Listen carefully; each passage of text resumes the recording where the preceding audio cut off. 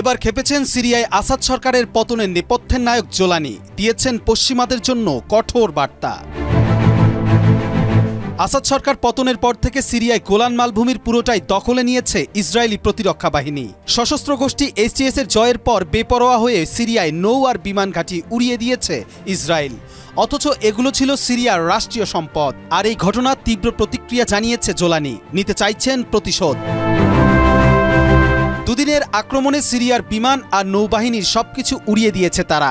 IDF এই হামলার নাম দিয়েছে বাশা ন্যারো। তাদের এই হামলার লক্ষ্য ছিল আকাশ প্রতিরক্ষা ব্যবস্থা, বিমান ঘাঁটি, সমরাস্ত্রের ভান্ডার। এ সময় সিরিয়ার স্কোডি মিসাইল ও ক্রুজ মিসাইল ধ্বংস করে ইসরায়েলের বাহিনী। এরই মধ্যে গর্জে উঠলেন জোলানি, বললেন, আমরা চুপ থাকব না। আমাদের বিরুদ্ধে পশ্চিমাদের নীতির ফলশ্রুতিতে ইদলিব সহ সিরিয়ায় অন্যান্য অঞ্চলে দুর্ভিক্ষ ও মানবিক সংকট সৃষ্টি হয়েছে।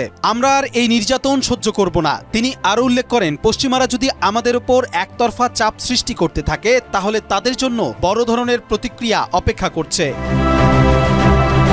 তিনি পশ্চিমাদের দিকে অভিযোগের আঙ্গুল তুলে বলেন, তাদের শত্রুতাপূর্ণ নীতির কারণে সিরিয়ার জনগণের দুর্দশা আরও বেড়েছে। আন্তর্জাতিক মহলে কিছু বিশ্লেষক মনে করেন, পশ্চিমাদের প্রতিক্রিয়া কি হতে পারে তা স্পষ্ট নয়। তবে জোলানির এই বার্তা যদি আন্তর্জাতিক সম্পর্ককে আরও জটিল করে তোলে তাহলে তার প্রভাব সিরিয়ার অভ্যন্তরীণ রাজনীতি ও নিরাপত্তা পরিস্থিতিতে বড় ধরনের পরিবর্তন আনতে পারে।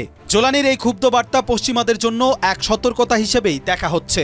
ভবিষ্যতে কি হবে তা অনেকাংশেই নির্ভর করছে তার এই কঠোর অবস্থানের প্রতিক্রিয়া কেমন হবে।